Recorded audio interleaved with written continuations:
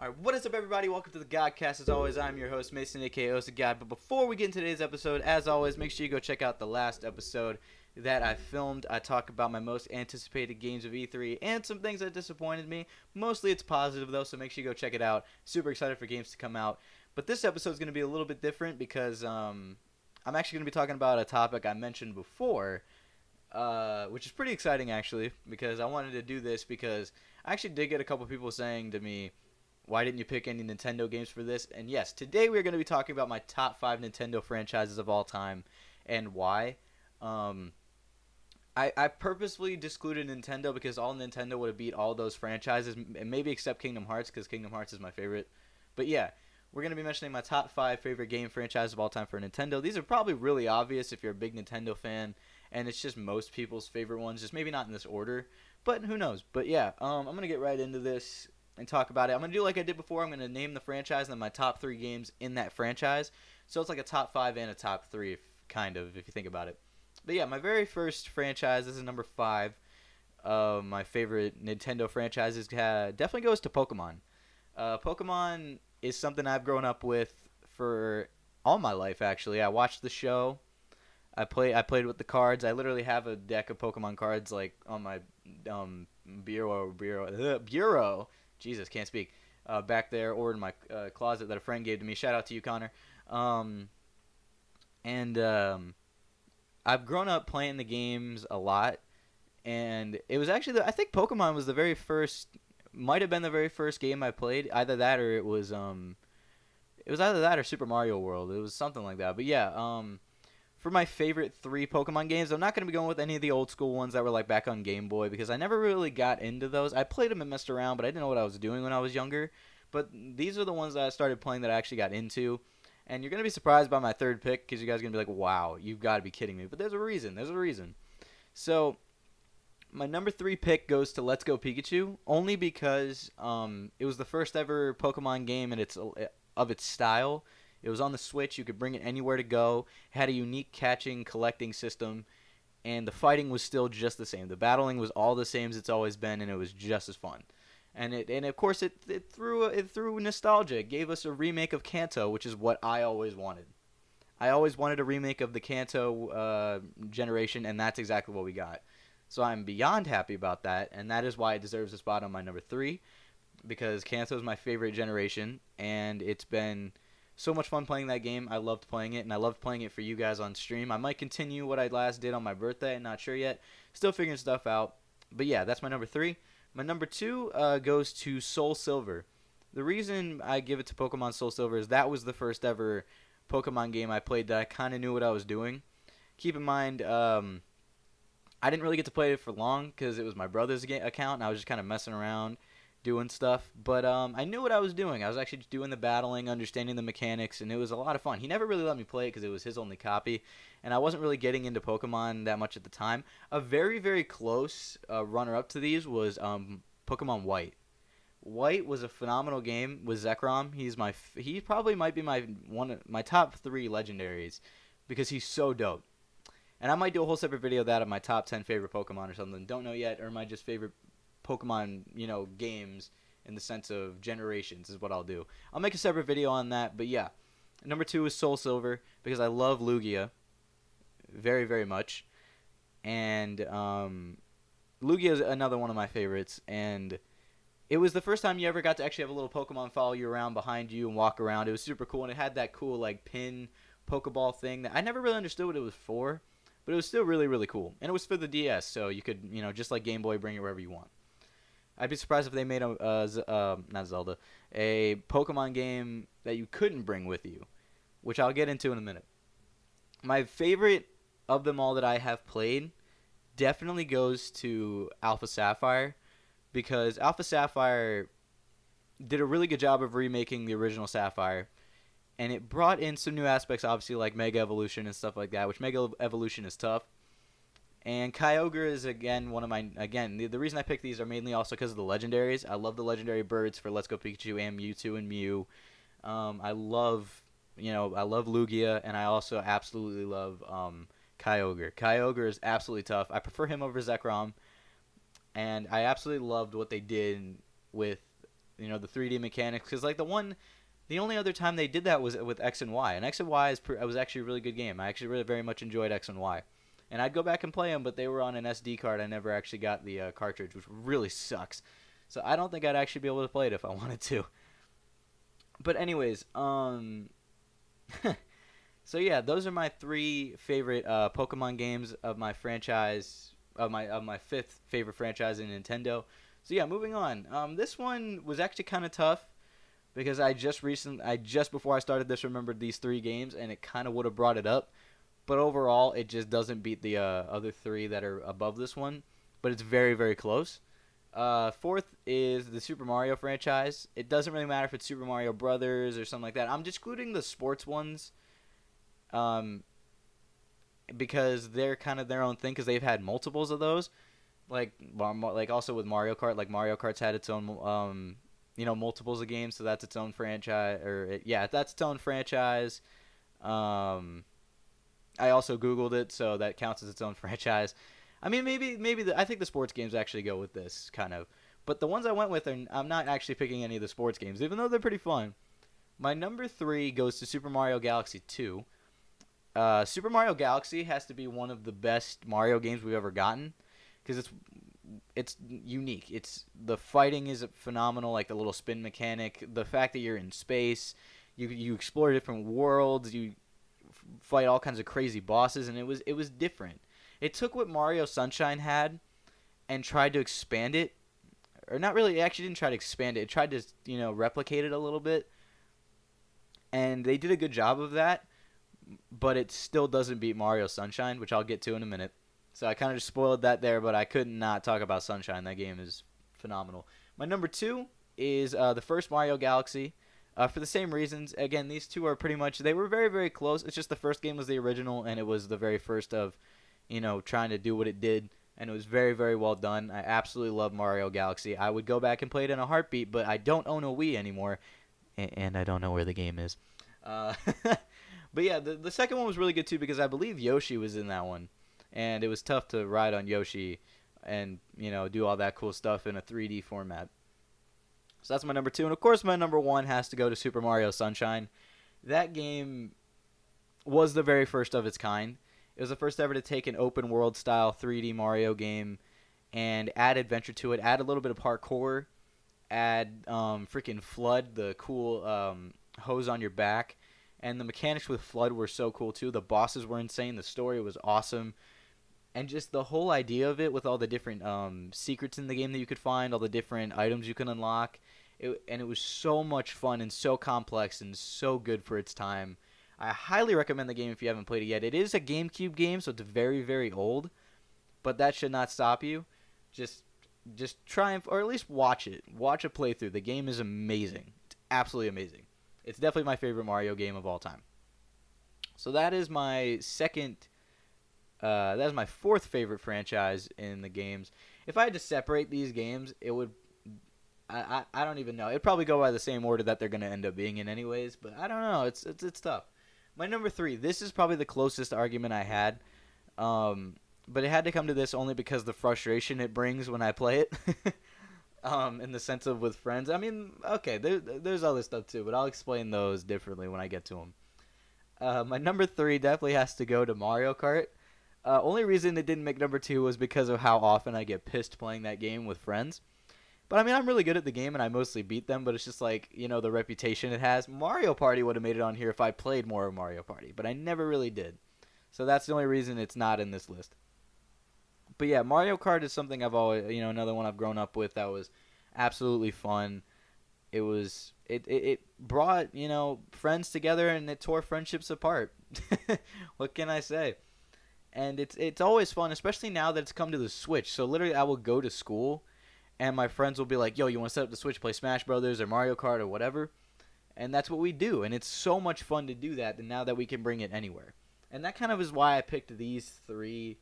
Or at least, 2 out of the 3 of these is why I picked these. My number 3 is going to Mario Kart Double Dash because that is the very first Mario Kart I ever played. And it had the cool switching drivers mechanic, and one of you throws the items, the other one drives, so you don't have to worry about, when should I release this item or something. Your partner can worry about the timing and stuff, and you can still focus on your driving. It's so cool and so well done, and I absolutely loved it. My brother and I used to play it all the time, and it was amazing. So that's that's my third favorite of the Mario Karts. My second favorite goes to Mario Kart 7 on the 3DS, only because it wasn't the first to do this, but it was the one that I got into the most and did this with.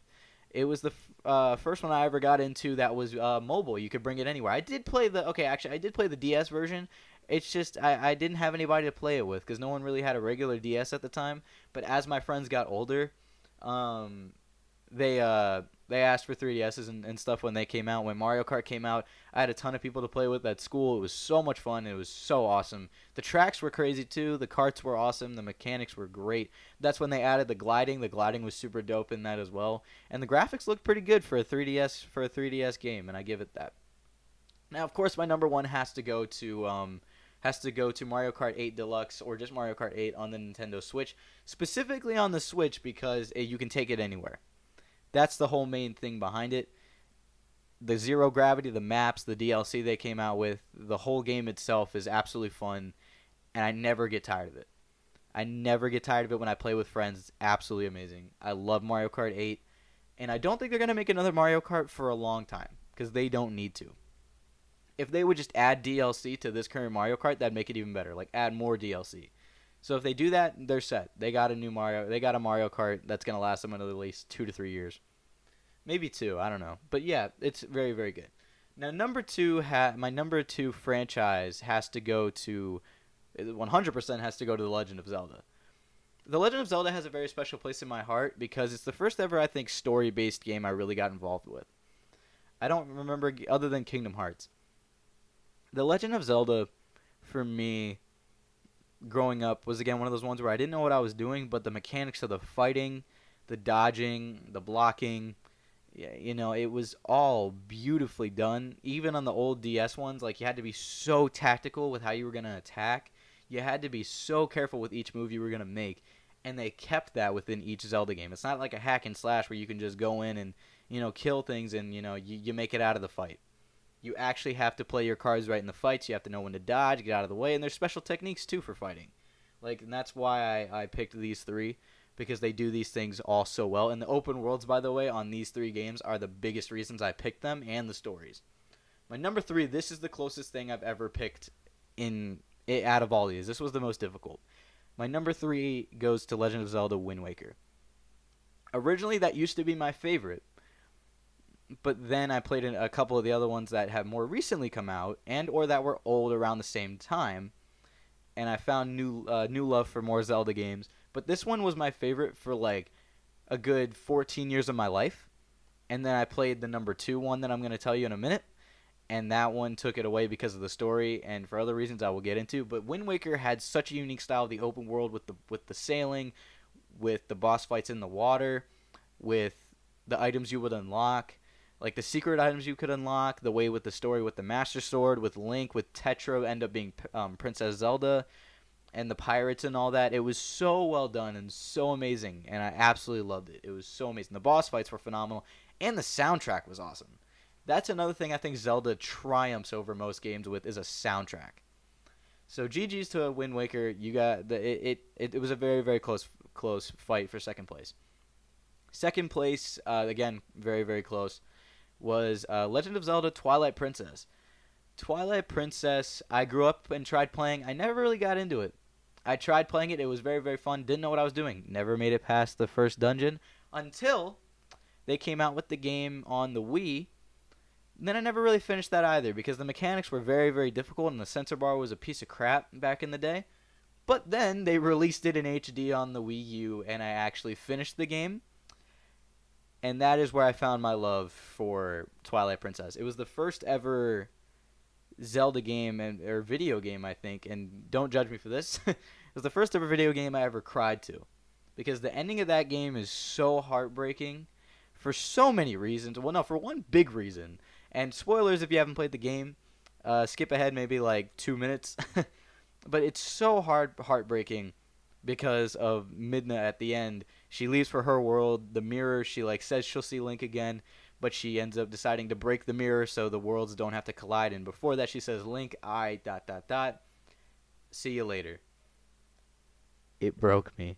I broke because I knew she loved him and had feelings for him, and they grew so close in this game. It broke my heart to see that. I don't know why. It was so sad the way it did it, and I didn't know what to do.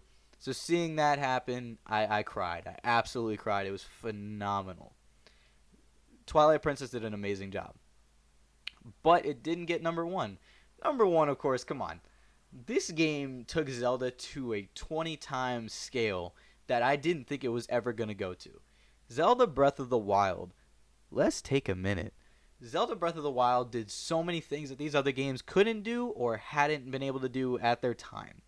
That was about the same thing. But, whatever.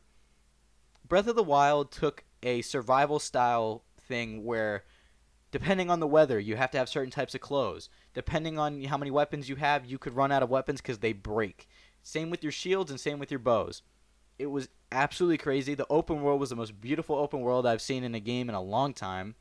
It was so much fun. The climbing mechanics of like trying to make mountaintops, the different boss fights were phenomenal. The different types of creatures you could run into, and the way you get the Master Sword isn't even like a part of the main story. Like you don't have to get any of this stuff. You're just gonna make it a challenge for yourself if you don't. And then the DLC was amazing too, trying to do all that stuff. I never really got to do it. I tried doing it. I got confused. I was stupid, so I watched videos on it, and it was phenomenal. And it couldn't get me more excited for the second game. But not only. The main story itself is absolutely beautiful because it starts with Link waking up. Like again, I can't remember how many years, but it's like decades. And Hyrule has been destroyed. And he doesn't remember, but he was the protector of Zelda. And there's a whole new tunic in the game. There is a tunic of the wild that's kind of reminiscent to the green tunic. But the champion's tunic, the blue shirt, I actually prefer it. I think it looks really dope. I love the way it looks. Link being a single fighter with actually no shield was very interesting too back in the day. He only used the Master Sword. It's so well done. And I absolutely love the story and how you have to try and get back Link's memories. And depending on if you do it or not, changes the ending you get. It's so well done, and I absolutely love it. Breath of the Wild was a phenomenal game. It definitely deserves the number one spot of my favorite Zelda game. It earned it. It really, really earned it. I played that game for hours. I literally tried to 100% the game, and I still never could do it. But it was so worth playing it, though. So Zelda is my second favorite franchise from Nintendo, and of course, come on. My number one, I mentioned it already earlier, has to go to Super Smash Bros. Now, because there's only been a couple of these, I'm going to list all of them from my least favorite to favorite, because I've played every single one of these. I can say that I have played every single one of these, and I'm amazed with this game. Smash Brothers has grown and blown people away. It's brought people together. It's torn people apart. But it's done so well in the community, though, in the sense of market sales and being a unique fighting style game, a brawler. It's so much fun, and I absolutely love it. So I'm going to get to my list here and explain why. Actually, I don't know if I'm going to explain why just because it's just, I don't know. My least favorite definitely goes to the Wii U and 3DS version. I love that they tried to bring it to the 3DS and make it go anywhere and stuff. But you died way too easily in that game. There was no story behind it. I didn't really like what they did. I like the characters that they added. It was cool. Except for Wii Fit Trainer. I still don't understand that. They took out a couple characters that were loved in that game. They could have given us a dope story. They could have done some cool things. And I feel like it was half-assed. I actually feel like that game was a little half-assed. And they could have done it a little bit better. But overall, it was still fun to play when it came out. Because they added, Mii fighters and stuff and made things customizable. They had fun different game modes you could play. It was different, but it just wasn't a phenomenal Smash Brothers game. It was great to play at the time when it came out, but it's all right now. There's 5. Okay, my fourth favorite goes to the N64 version, only because it was very simple. There wasn't much to it, and it's just older, so it's kind of gone down as the games have come out. But it's still a phenomenal game nonetheless, because it's where it started all. It's where it all started. It's amazing. I love the game. Not much else I can say there. My third favorite goes to Melee. A lot of people would put Melee above Brawl, but not for me in this one because I think that Brawl killed it with the story, but I'll get into that. Melee was the first ever Smash Brothers game I played. It's where I started actually trying to get, well, not trying to get good. I just messed around like an idiot. My brother would always kick my butt. And so it was just the first one I ever played. Classic mode was fun. I loved the characters, and it was amazing. Second favorite, as I mentioned, goes to Super Smash Bros. Brawl because it added a story mode, which was beautifully done. It found a way to bring all the characters together. It had amazing boss fights. It was unique, added amazing characters to the game. That's where my boy Sonic came into the game. GG's to freaking Nintendo for grabbing him. And it was amazing. It was so freaking good. I absolutely love the characters. And I love the story. I love everything you could do in that game. It was amazing. But it can't be number one because number one goes to Super Smash Bros. Ultimate, the most recent one on the Switch. Number one, as like I mentioned before, you can take it anywhere, you can play it anywhere. Number two, has every single fighter that's ever been in Smash Bros. Plus new ones coming out and ones that they added into this game. Number three, it has the most amount of fighters in the game. Number four, it added a new type of story mode to the game that at least they tried. They gave us some type of story, and I'll take it. It was good. I enjoyed playing through it. Number five, the online plays really well. Playing online is a lot more fun than the Wii U version was because I didn't play on Brawl. I couldn't get into that with Brawl. I just didn't like it. But this game does online very well with the different rooms and waiting to challenge the number one guy if you want to do that or if you just want to 1v1 somebody. It's absolutely fun. I like the tournament style stuff or the tag team style stuff that you can do. It's so much fun, and the DLC that they're coming out with so far has been great, except for one. Again, I talked about it in the last video with the Dragon Quest hero character. I don't like it. To me, it's a cop-out. I don't care for it. It's just another basic sword fighter, but whatever. That's just me. I'm super excited for all these new characters, though. Banjo came out. Joker's been amazing to play. I love Joker so much. It's so fun to play this game, and I highly recommend any Smash Brothers game, to be honest, if you haven't played it. If you have a console that can play a Smash Brothers game, buy it and play it. Absolutely worth it.